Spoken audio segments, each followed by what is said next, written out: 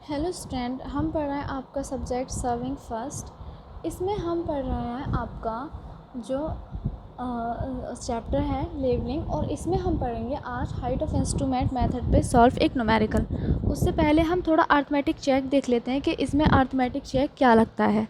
ठीक, numerical solve करने के बाद एक अरिथमेटिक चेक लगता है। वो क्या होता है, देखिए, विभिन्न बिंदुओं के आरएल की गणना करने के बाद उन पर अरिथमेटिक चेक लगाते हैं। ये क्या होता है, अगर किसी भी आरएल में किसी प्रकार की गलती या कमी होती है तो इस जांच से उस एरर का पता चल जाता है तथा त्रुटि को ढूंढकर ठीक कर लेते हैं। अरिथमेटिक चेक का फॉर्मूला क्या होता है, देखिए, summation of back side minus summation of fore side is equal to last RL minus first RL. ठीक, अब ये क्या होता है, ये दोनों इक्वल होना चाहिए। जैसे अगर ये मान लीजिए -5 आया आपका, इन दोनों का summation of back side minus summation of fore side, तो आपका लास्ट आरएल और फर्स्ट आरएल के बीच का डिफरेंस भी -5 ही आना चाहिए, तभी आपका न्यूमेरिकल वो सही माना जाएगा कि आपने बिना किसी एरर के सारे रिड्यूस लेवल ठीक से कैलकुलेट किए हैं। अब इसका एक न्यूमेरिकल देख लेते हैं, उससे आपको बेटर समझ में आ जाएगा। ये देखिए, इसमें कोई आपका न्यूमेरिकल है, ये हमने लिया है हाइट ऑफ इंस्ट्रूमेंट मेथड पे। तो देखिए, पहले न्यूमेरिकल पढ़ते हैं और उसके बाद हम पढ़ते हैं कि हम कैसे कैसे ये पूरा सॉल्व करेंगे प्रोसेस बाय प्रोसेस। पहला है, देखिए, following are the staff readings. कौन कौन सी?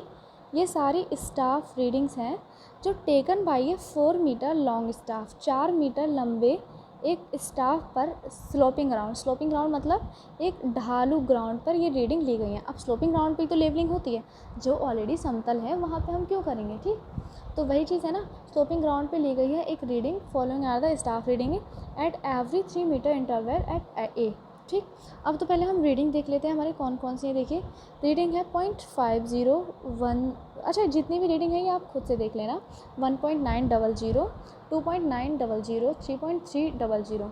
अच्छा, एक सोचने वाली बात है, ये रीडिंग्स कितनी हो गई, 1 2 3 4 6 7 8 9 10 11 12 13 14 रीडिंग है टोटल। कितनी है? 14। यहाँ से भी देखिए हमें पता चल रहा है 14 रीडिंग है टोटल।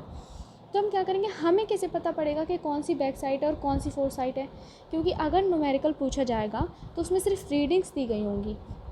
हम खुद से कैसे पता करें कि कौन सा बैक साइड है कौन सा फोर साइड, क्योंकि उसमें दे नहीं रखा होगा कि ये बैक साइड है ये फोर साइड है। आपको खुद से ही कैलकुलेट करना पड़ेगा या खुद से ही दिमाग लगाना पड़ेगा। तो ठीक है, करते हैं। हमने स्टार्टिंग से एक बात पढ़ते आ रहे हैं, एक टॉपिक या एक लाइन जो बार बार रिपीट हो रही है, वो है कि किसी भी इंस्ट्रूमेंट सेटअप पे ली गई पहली रीडिंग क्या होती है, बैक साइड होती है। तो ये क्या है, हमारी पहली रीडिंग है ना, तो ये हमारी क्या हो गई, बैक साइड हो गई। 0.500 बैक साइड हो गई ना। ठीक है, ये बैक साइड हो गई हमारी। अब हम सारी रीडिंग देखें। देखिए, रीडिंग क्या है, कंटिन्यू बढ़ रही हैं। 1.110, 1.900, 2.900, 3.300। ठीक है, कोई नहीं। फिर 3.800, हाँ, रीडिंग बढ़ रही है ना। फिर 0.600, ये कैसे हुआ, अचानक रीडिंग बढ़ते बढ़ते प्लस होते होते ये निगेटिव कैसे हो गई, माइनस कैसे हो गई। मतलब रीडिंग तो बढ़ रही थी लेकिन रीडिंग कम हो गई। जब ऐसा कहीं हो कि रीडिंग बढ़ते बढ़ते सडनली से कम हो जाए या रीडिंग कम होते होते सडनली से बहुत ज़्यादा बढ़ जाए, तो मान लीजिए कि वहाँ से आपका क्या है, वो जो कम हुआ है वो आपका बैक साइड है। मतलब यहाँ पे आ गया चेंज पॉइंट आपका, चेंज पॉइंट 1। ये ली गई फर्स्ट जो है आपका एफ ये लास्ट रीडिंग है जो हमने इंस्ट्रूमेंट सेटअप किया था ना एक जगह, ये 3.8000 उस इंस्ट्रूमेंट सेटअप की लास्ट रीडिंग है। और ये बीच वाली सारी हो गई IS, इंटरमीडिएट साइड। और उसके बाद क्या है, ये हमारा हो गया चेंज पॉइंट 1। क्यों? क्योंकि FS लेने के बाद हम अगर रीडिंग्स और भी हैं, इसका मतलब क्या है, हमने जो इंस्ट्रूमेंट सेटअप है वो चेंज किया है, तो वो क्या हो जाएगा हमारा चेंज पॉइंट 1। ठीक है, अब क्या है, हमने नई रीडिंग है तो नई BS हो गई। अब फिर देखते हैं, रीडिंग फिर से बढ़ रही हैं, फिर से सडनली कम हो गई। तो फिर क्या है, जो इससे लास्ट रीडिंग थी जो सडनली कम होती है वो हमारी फोर साइड होती है, मतलब ये भी हमारी फोर साइड हुई। ठीक, तो ये हमारा क्या हो जाएगा, चेंज पॉइंट 2। और ये जो नेक्स्ट रीडिंग है ये हमारी क्या हो जाएगी, बैक साइड हो जाएगी। क्यों? क्योंकि किसी भी इंस्ट्रूमेंट सेटअप पे ली गई पहली रीडिंग है। ठीक, तो ये हमारी हो जाएगी बैक साइड। फिर क्या है, फिर से देखते हैं हम, फिर से रीडिंग बढ़ रही है, देखिए, और रीडिंग बढ़ती गई है। इसका मतलब क्या है, अब किसी भी इंस्ट्रूमेंट सेटअप पे ली गई लास्ट रीडिंग क्या हो गई, ये फोर साइड हो जाएगी ना, लास्ट रीडिंग है, और ये हमारी इंटरमीडिएट साइड। अब क्या करते हैं हम, ये तो हमने निकाल लिया कि हमारी कौन सी बैक साइड है और कौन सी फोर साइड और कौन सी इंटरमीडिएट साइड। अभी क्वेश्चन ख़त्म नहीं हुआ है, देखिए ये क्वेश्चन ही था, हमने पहली चीज़ें वहीं पे क्लियर कर ली ताकि हम टेबल बनाने में ईजी रहे। अब है if A is the benchmark 100 metre, मतलब देखिए बेंचमार्क दे रखा है इन्होंने कितना 100 मीटर, इसका मतलब क्या है फर्स्ट आरएल, जो फर्स्ट आरएल है आपका 100 मीटर वो क्या है आपका 100। किसी भी न्यूमेरिकल में आपको फर्स्ट आरएल दे रखा होगा, ठीक है, चाहे वो जो भी हो, चाहे वो 2012 13 इस टाइप से भी होते हैं, वो आपका फर्स्ट आरएल होगा, ठीक, लिख लिया। फाइंड आउट द आरएल, अब हमें सारे पॉइंट्स के लिए क्या करना है, आरएल फाइंड करना है, ठीक है। Apply arithmetic check, arithmetic check भी लगाना है कि हमने जो आरएल कैलकुलेट किए हैं वो सही है नहीं। And also determine gradient A to B, gradient का मतलब ए से बी की ढाल भी निकाल लिया हमें, ए से बी ढाल कितनी है, ठीक, कोई बात नहीं निकालते हैं, ठीक है। पहले बनाते हैं हम टेबल, टेबल के लिए हम क्या करते हैं, देखिए सीरियल नंबर लिखते हैं, distance BS IS FS 3 column ये बनाते हैं इनके, क्योंकि हमें इनकी रीडिंग इन्हीं कॉलम में लिखनी है। नेक्स्ट कॉलम बनाते हैं HI, क्यों, क्योंकि हम हाइट ऑफ इंस्ट्रूमेंट मेथड से निकाल रहे हैं तो HI लिखेंगे। फिर हम लिखेंगे RL, ठीक है, RL हमें निकालने हैं, और बेंचमार्क्स में हम लिखते हैं कि कौन सा बेंचमार्क है, कहाँ पे चेंज पॉइंट आया, ठीक, ठीक है। अब हम करते हैं, देखिए डिस्टेंस है 0, क्योंकि स्टार्टिंग में है तो 0 होगी, बाकी 30 मीटर हमने कौन सा लिखा है, एट 30 मीटर इंटरवल लिखा था ना, कहाँ लिखा है ये एट 30 मीटर इंटरवल, तो हमने डिस्टेंस में 30 मीटर लिख दिया। आप इस कॉलम को अवॉइड भी कर सकते हैं अगर डिस्टेंस ना दे रखी हो तो कोई नहीं।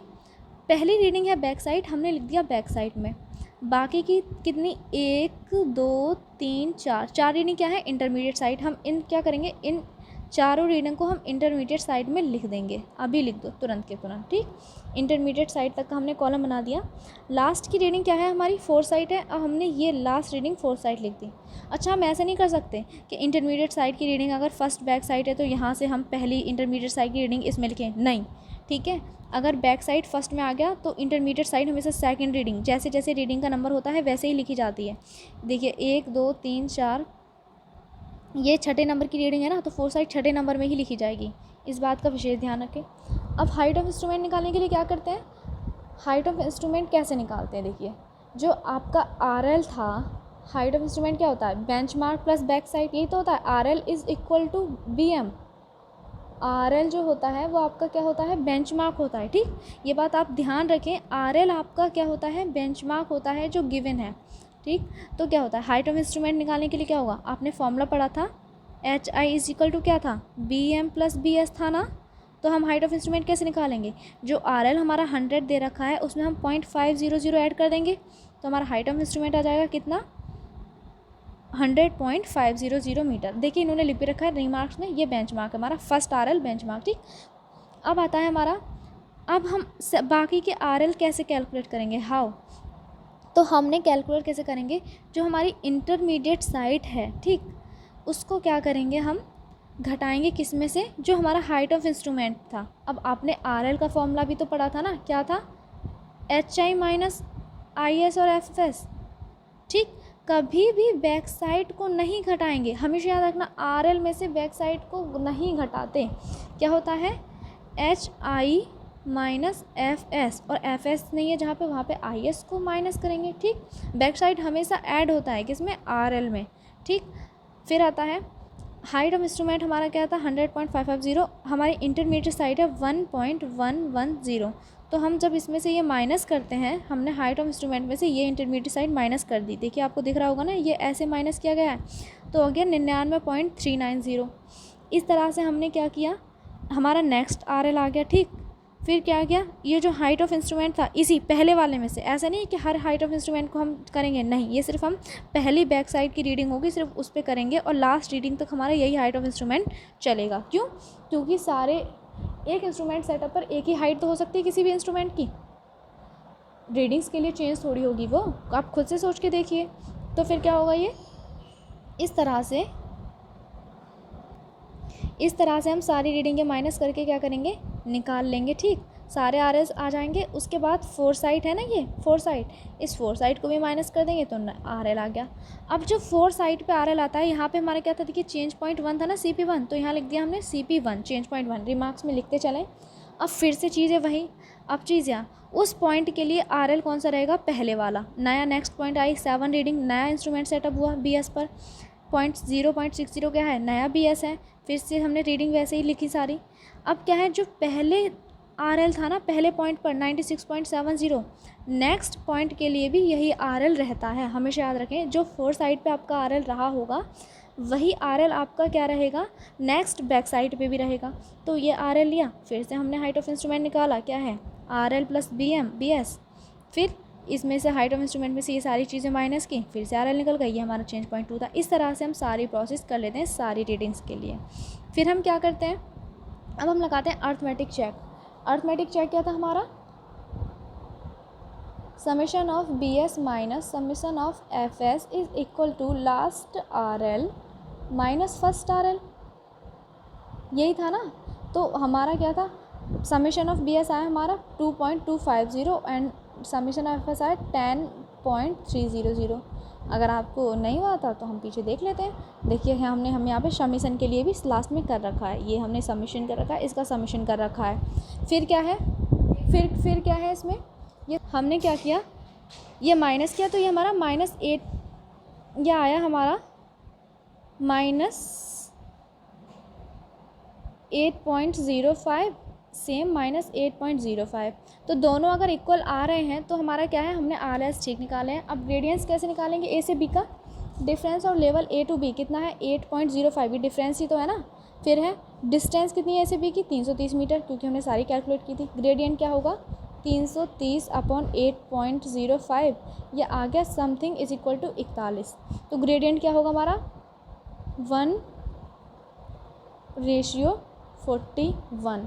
ये था हमारा क्या, height of instrument method. I hope आपको समझ में आ गया होगा, और अगर ना आए तो आप उसे मैसेज करके पर्सनली पूछ सकते हैं व्हाट्सएप पर।